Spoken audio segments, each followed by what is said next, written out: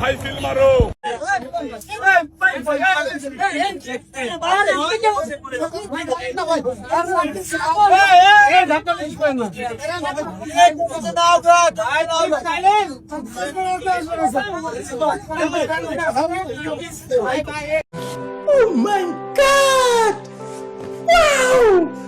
এখনকার মেয়েরা পাত্র দেখার সময় সবার আগে জিজ্ঞেস করে ছেলে ছাত্রদল করে কিনা। এই অর্জন সম্ভব হয়েছে তারেক রহমানের কারণে।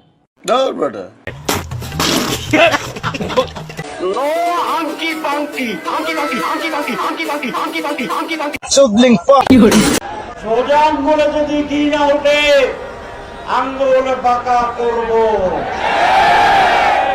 কি আমাদের লাগবে? হাঙ্কি পাঙ্কি টায়ার ঘি এই বছরের সেরা ঘি।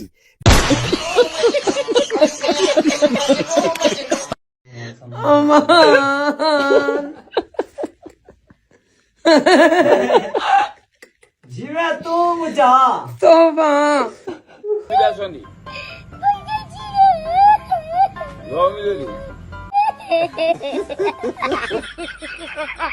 ওরে সিটা তুই আম জনতা কেন? তুই থাকবি আম্বা কেন? তুই এখানে কেন আসছিস? তাহলে তো আমি রিক্সা লাগান না, আমি তো নিবন্ধনের জন্য আমিও দাবি করতে পারি। উনি কিন্তু সিস্টেম একটা দালাল, মহামারী একটা দালাল, সারা বিশ্বে ওনারা দালাল হিসেবে ছিলেন।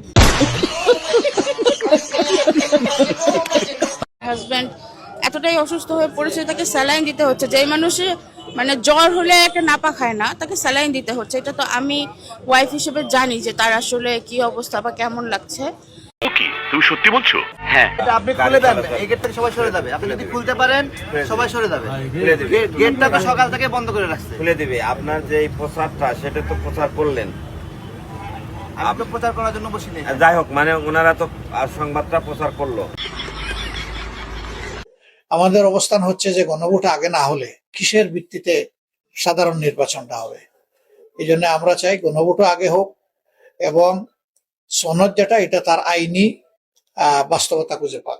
সঠিক বলেছেন। আচ্ছা, যদি গণভোট না হয় তাহলে কি কি সমস্যার সম্মুখীন হতে পারে? গণভোট না হলে বিশেষ করে জুলাই সনদ সহ যারা রক্ত দিয়েছে, জীবন দিয়েছে, পঙ্গুত্ব বরণ করেছে, তাদের অধিকার প্রতিষ্ঠিত হবে না এবং পাশাপাশি জনগণ বৈষম্যের শিকার হবে। বিগত দিনে যেভাবে দুর্নীতি চলছিল সেই দুর্নীতি চলবে।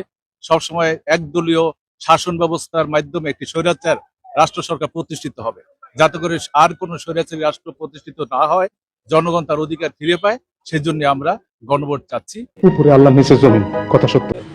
আমাদের গণতন্ত্রের মা বেগম খালেদা জিয়া, উনি বগুড়া থেকে, আমার জন্মস্থান বগুড়া 6 আসনে, উনি এখানে নির্বাচন করবে। আমি কি এখানে প্রার্থী হতে পারি নাকি? বগুড়া 7 আসনে ভারপ্রাপ্ত চেয়ারম্যান তারেক রহমান, আমি কি এখানে নির্বাচন করতে পারবো? এটা উচিত নাকি? এটা বেয়াদবি না? আমাদের গণ অভ্যুত্থানে পুরো সমন্বয়টাই করছে জনাব তারেক রহমান ভাই। দালাল জাতির কাছে ওয়াদা করতে হবে টেলিভিশনে যে আমার দল কোথাও কোনো কেন্দ্র দখল করিবে না।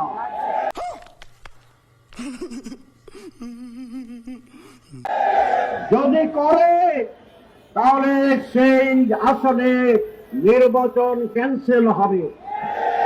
কি কষ্ট? আমি সেটা মেনে নেব। সকল দল এই কথা টেলিভিশনে বলবে। আর প্রধান উপদেষ্টা বলবেন এখানে নির্বাচন সুষ্ঠু হবে না। সেই রকম যদি একাধিক আসন হয় তাহলে আমি এই নির্বাচন, গোটা নির্বাচনকে ভণ্ডুল করে দেব, বাতিল করে দেব, নতুন নির্বাচন হবে। তুমি সব কি বলছো? হ্যাঁ ভাই, ঠিক আছে, 100% ঠিক। আজকে যারা বলছেন নির্বাচিত পরের সরকার এসে সেটা সংস্কার করবে, তার অর্থ হলো 23 দলেরই বড় স্থায়ী কমিটির নেতারা বক্তৃতায় বলছেন এখন আপনারা যত আইন সংস্কার করেন, যত কিছু বানান না কেন, আমরা ক্ষমতায় গিয়ে তা মুছে দেব। এখনই তাই যদি বলতে পারে তো আগামীতে কারা ক্ষমতায় যাবে আমরা জানি না, কিন্তু তাদের ইচ্ছার মধ্যে কিন্তু দুরভিসন্ধি আছে। আহারে, কি কোন? কথা সত্য। আপনি একটা চিনতে পারেন আজকে তারেক ভাই ভুল করতেছেন, জীবনে আরেকটা কথা বলতেছেন। আপনাকে বলবো আপনি ভুল করতেছেন। কারণ কি জানেন? আপনি কি দলের জন্য আপনি বলছেন এত আপনি নিজের জীবন দিতে চাইতেছেন। আজকে আপনার মারা যান, আপনার বইয়ের দায়িত্ব কে নেবে? আপনার সন্তানের দায়িত্ব কে নেবে? আপনি ভাবছিলেন? আল্লাহ হাফেজ, জয় বাংলা, আল্লাহ হাফেজ, ইনকিলাব জিন্দাবাদ। পৃথিবীর ইতিহাসে কোনো গণতান্ত্রিক আন্দোলন সফল হয়েছে, যেখানে নেতা পালিয়ে গিয়ে বিদেশে বিলাসী জীবনযাপন করছেন আর দেশে কর্মীদেরকে রাজপথে থাকার জন্য আহ্বান জানাচ্ছেন। আজকে বড় বড় কথা বলছেন, ভিডিও কনফারেন্সে কথা বলছেন, সাহস থাকলে বাংলাদেশে এসে রাজনীতি করুন। আমরা বলি, দেখা না দিলে বন্ধু কথা কইও না।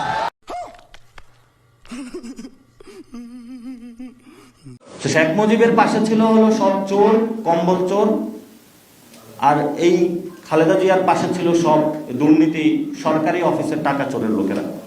বিএনপি গাদ্দারি করলো বাংলাদেশের মানুষের সাথে। কি বলেন? তারেক রহমানের এখন কয়েকটা বাণিজ্য, 20 কোটি টাকার কোনো নমিনেশন নাই ওখানে, এখন 30 থেকে শুরু হয়েছে, 30 থেকে 100 কোটি। লন্ডনে কি হয়, তারেক রহমান কি করে আপনার মনে হয় আমি তা জানি না? $10,000 দিলে কোথাও দাঁড়িয়ে হ্যান্ডশেক করবেন, একটা ছবি তোলার সুযোগ পাবেন।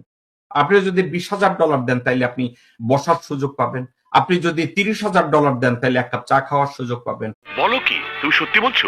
হ্যাঁ, বিএনপির একটা নীতি নিছিল, এক পরিবার এক প্রার্থী। যে দেখেন, মানে এক পরিবার থেকে একজনই প্রার্থী হবে। খন্দকার মোশাররফ এসে গল্প করে কইছেন, দেখেছেন আমরা এক পরিবার থেকে একজনের বেশি প্রার্থী দেই নাই। তাই তো, এক পরিবার থেকে তো একজনের বেশি প্রার্থী দেন নাই তো, তাই না? তারেক রহমানের পরিবার থেকে তো 2 জন প্রার্থী, তারেক রহমান আর বেগম খালেদা জিয়া। মানে নীতি সবার জন্য, ওনাদের জন্য না। এইটা কেমন কথা? রাজনৈতিক দলের নিবন্ধন দেওয়া হবে না, আর যদি ওনাকে না দেওয়া হয়ে থাকে, আর কোন কোন দল শর্ত সম্পূর্ণভাবে পূরণ করে এই বাংলাদেশের নির্বাচন কমিশনের তারা নিজেদের নিবন্ধন সম্পন্ন করেছে, সেটি প্রত্যেকটি অডিটেড রিপোর্ট জনসম্মুখে পাবলিশ করতে হবে। তাতে আমার বাল ছেঁড়া গেল।